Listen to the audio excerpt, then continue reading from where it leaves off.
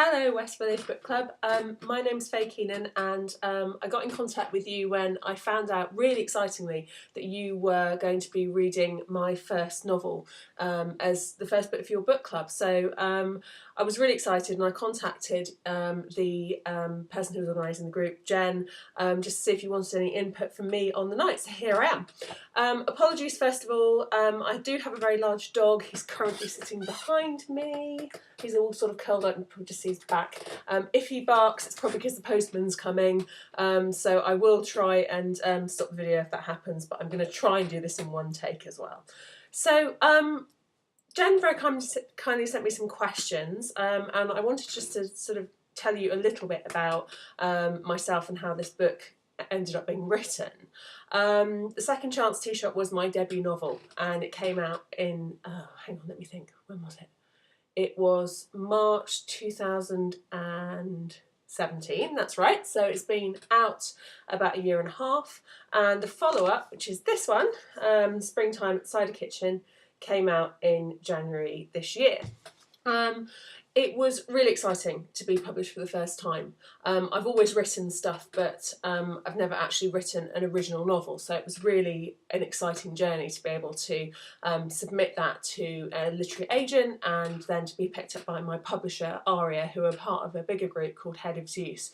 They have quite a strong presence here in the UK. I don't know how strong they are in the US, but it was quite a coup to be taken up by them. I started writing the novel back in January 2014. Basically, I just had my second child, and she was about 6 months old, and I was getting really, really bored.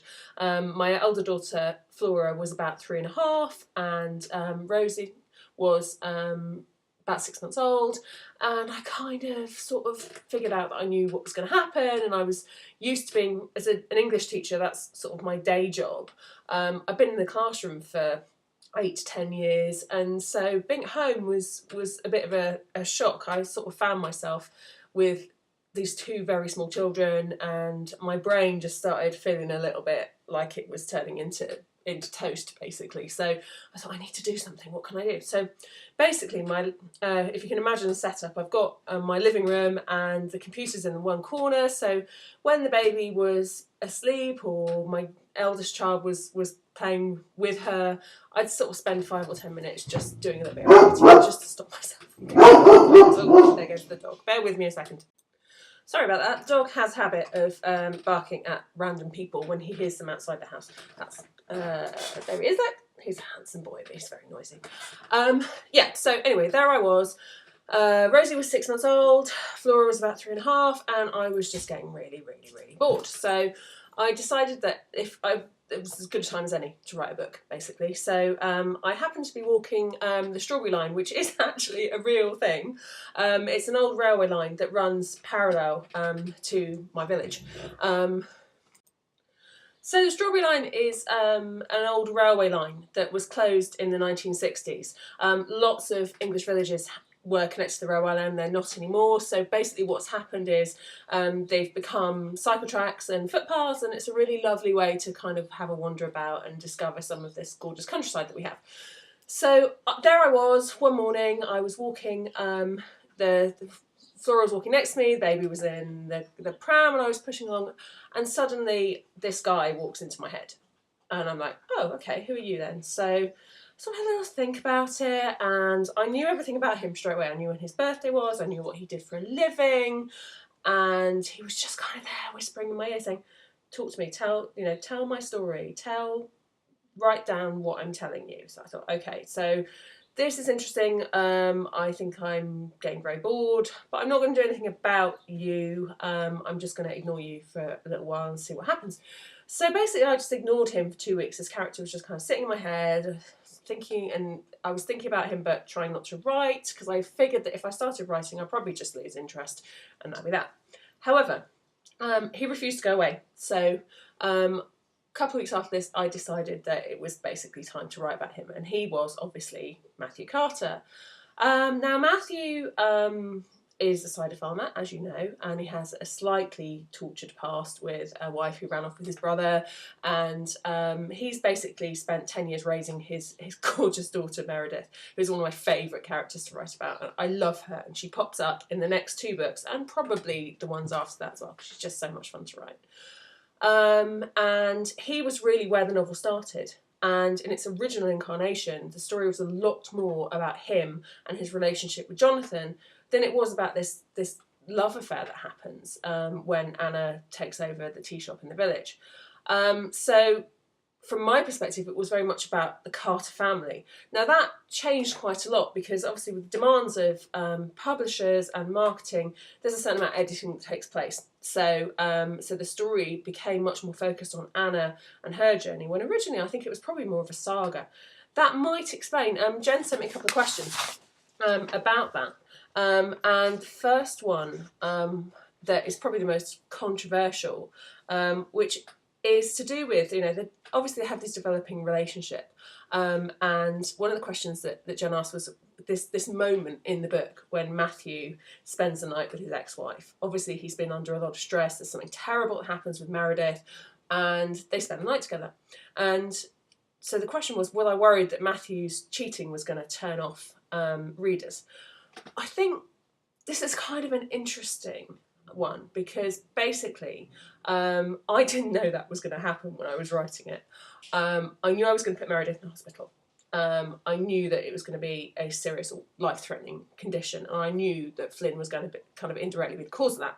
What I didn't know was in bringing Tara back that these two would end up sort of resolving their unfinished business, and that's episode where they do spend the night and Matthew suddenly realises, oh my god, this is just the most awful thing that I've done. It's kind of a closing of the book for him. His wife walked out with his brother, and from that point onwards he became obviously estranged from Jonathan, but he was dealing with Tara very much in the abstract. My sense of that relationship is that they didn't meet again unless they absolutely had to. So the divorce was kind of done very remotely, and so that was kind of the way that it all finished. So he, in a sense, never really got to finish that off. He never really got to say, look, do you understand what you did to me when you walked out those years ago? So by having the two of them spending that sort of ill-fated night together when Meredith's in hospital, for me as a writer, although I didn't know it was going to happen until I actually wrote it, which might sound a bit odd, but those of you who write will perhaps understand that sometimes the characters take over and the writer tends to just kind of go with the flow. I felt like it was the closing of a book. And yes, it is a bad thing. And in the kind of strict tradition of romantic fiction, I know that there are certain rules that writers tend to adhere to. The hero and heroine won't tend to stray with anyone else once they've got together and all that sort of thing. I get that, but I think it tends to be a bit of a genre thing. So whilst in the UK it's very much marketed as women's fiction, I know in the US it has this marketing as romance, and it did take a few readers by surprise, and quite a few of them reacted quite strongly to the fact that he does this. I felt, as the writer, that it was a moment of great stress for him.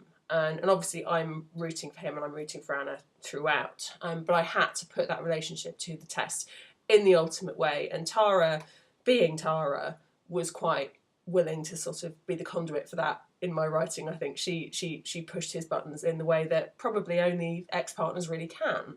So that moment, whilst destructive, I felt was not a deal breaker for Matthew and Anna because of the circumstances surrounding it. This is not a decision he took lightly. He was under great emotional pressure. Not an excuse, but perhaps a reason.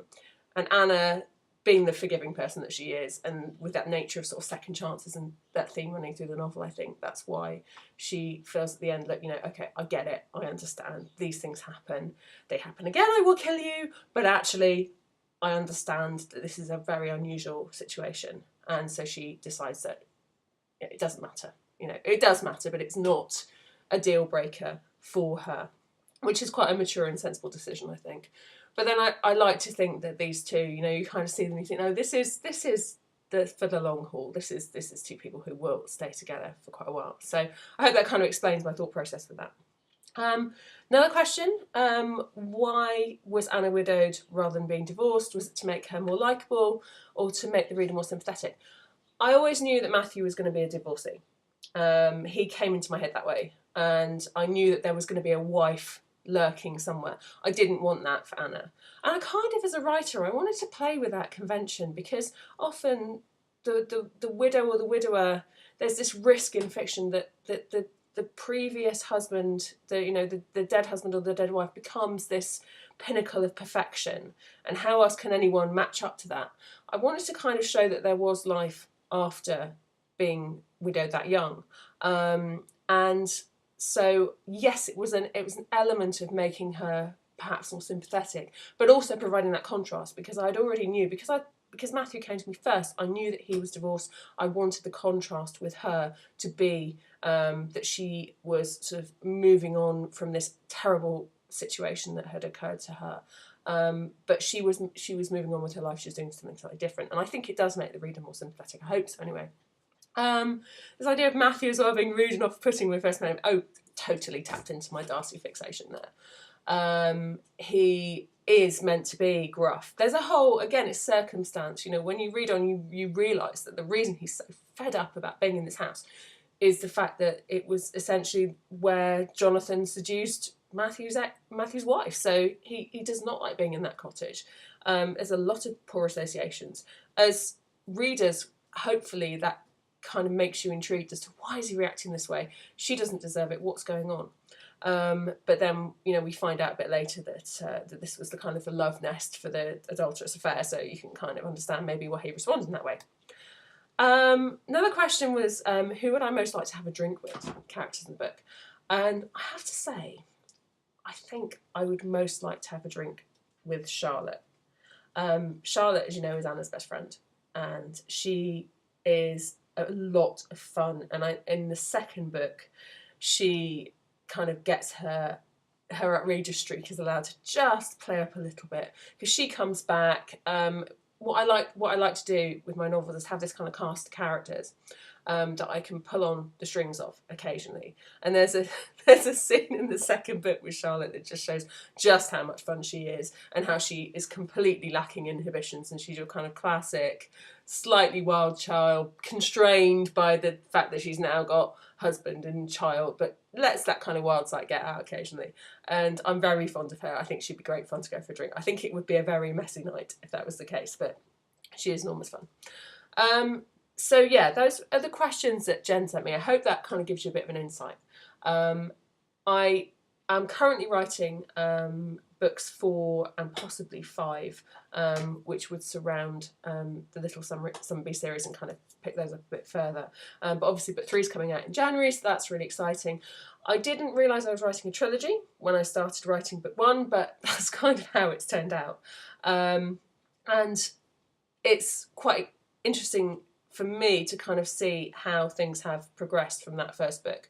The 3 books you'll find, if you choose to pick them up, and I really hope you do, are quite interlinked. And when I finished writing the second book in the series, there seemed to be only one place to go, which is where I've gone in the third book. However, I like to think that I've got a few more in me, so if you are interested in reading a little bit more about Little Summerbee, I hope that you will pick up books 2 and 3, and please, by all means, contact me and let me know what you think. I am not the kind of writer that gets precious about people saying, oh, well, actually, I wasn't too keen on this, or felt that. I really love feedback in all forms. After 17 years as an English teacher, I have dished out feedback to students till I'm blue in the face, and I'm absolutely happy to take that in return from readers. So please feel free to get in touch with me on Twitter. I've got a Facebook authors page, and I've got a blog as well. So if you have any thoughts or things that you would like to feed back to me about the novels, I'm more than happy to talk to you about it. Or to kind of engage with you to find out about that, because it's really exciting for me to hear from readers. I think I have nattered on quite long enough now, so I will leave you to your discussions. I really hope you enjoyed the book. If you didn't, then I'm very sorry about that, but I hope at least you thought it was worth your time to read. And I wish you every success with the book club. I love New York. I've visited a couple of times, and it is just one of those cities where you just fall completely in love, and that's exactly what I did. I hope to revisit one day and just lose myself because it is beautiful, and I'm very jealous of you all for living there. Lovely to see you, and I hope you have a lovely time. Bye bye.